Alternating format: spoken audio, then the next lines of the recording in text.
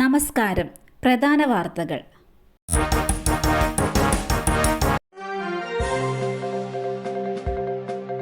പ്രമുഖ തീർത്ഥാടന കേന്ദ്രമായ കാടാമ്പുഴ ഭഗവതി ക്ഷേത്രത്തിന് ബോംബ് ഭീഷണി. തുടർന്ന് ബോംബ് ഡോഗ് സ്ക്വാഡുകൾ സംയുക്തമായി ക്ഷേത്രത്തിലും പരിസരത്തും വിശദമായ പരിശോധന നടത്തിയെങ്കിലും സംശയാസ്പദമായി ഒന്നും കണ്ടെത്തിയില്ല.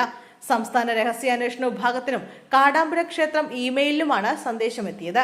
ക്ഷേത്രത്തിൽ 5ഓളം ബോംബുകൾ വെച്ചിട്ടുണ്ടെന്നും ഭക്തജനങ്ങളെയും ജീവനക്കാരെയും എത്രയും പെട്ടെന്ന് ഒഴിപ്പിക്കണമെന്നുമായിരുന്നു ഉള്ളടക്കം. ജില്ലാ പോലീസ് മേധാവി ആർ വിശ്വനാഥിന്റെ നിർദ്ദേശപ്രകാരം കാടാമ്പുഴ പോലീസ് ഇൻസ്പെക്ടർ VK ശ്രീജിത്തിന്റെ നേതൃത്വത്തിൽ 2 മണിക്കൂറോളം തെരച്ചിൽ നടത്തിയെങ്കിലും അസ്വാഭാവികമായി ഒന്നും കണ്ടെത്തിയില്ല. ശ്രീകൃഷ്ണ ജയന്തി ഘോഷയാത്രക്കിടെ ആനയിടഞ്ഞു. പാലക്കാട് നഗരത്തിൽ ശ്രീകൃഷ്ണ ജയന്തി ഘോഷയാത്രക്കിടെ ആനയിടഞ്ഞു.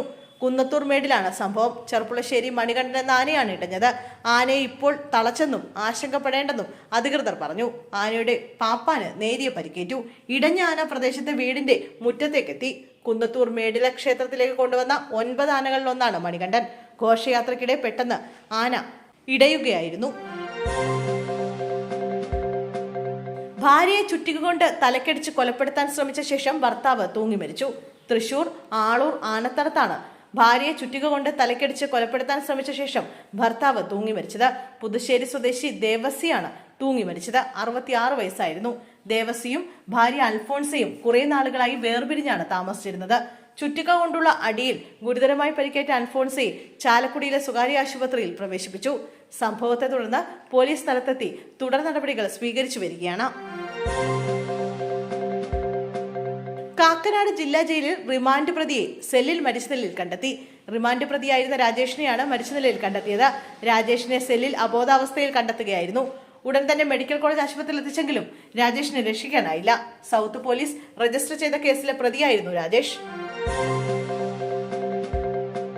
തെക്ക് പടിഞ്ഞാറൻ മൺസൂൺ വിടവാങ്ങുന്നു. ഇനി വരുന്നത് ലാനിന. രാജ്യം തണുത്തുവിറയ്ക്കുമെന്ന് മുന്നറിയിപ്പ്. ഈ വർഷം അവസാനത്തോടെ രാജ്യത്ത് ലാനിന പ്രതിഭാസമുണ്ടാകുമെന്ന് കാലാവസ്ഥാ നിരീക്ഷകർ മുന്നറിയിപ്പ് നൽകി. ലാനിന ഇന്ത്യയിലെ ശൈത്യകാലം കഠിനമുള്ളതാക്കും. 2025 ഒക്ടോബർ മുതൽ ഡിസംബർ വരെ ലാനിന ഉണ്ടാകാനുള്ള സാധ്യത 71% US നാഷണൽ വെതർ സർവീസിന്റെ കാലാവസ്ഥാ പ്രവചന കേന്ദ്രം അറിയിച്ചു. 2025 ഡിസംബർ മുതൽ 2026 ഫെബ്രുവരി വരെ സാധ്യത 54% പറയുന്നു. എൽനിനോ സദേൺ ഓസിലേഷൻ തണുപ്പിക്കൽ ഘട്ടമായ ലാനിന ഭൂമധ്യരേഖ പസഫിക്കിലെ സമുദ്ര താപനിലയിൽ മാറ്റം വരുത്തുകയും ലോകമെമ്പാടുമുള്ള കാലാവസ്ഥയിൽ മാറ്റങ്ങൾ ഉണ്ടാക്കുകയും ചെയ്യുന്നു. ഇന്ത്യയിൽ കനത്ത മഴയും തണുപ്പുമാണ് ലാനിനയുടെ ഫലം.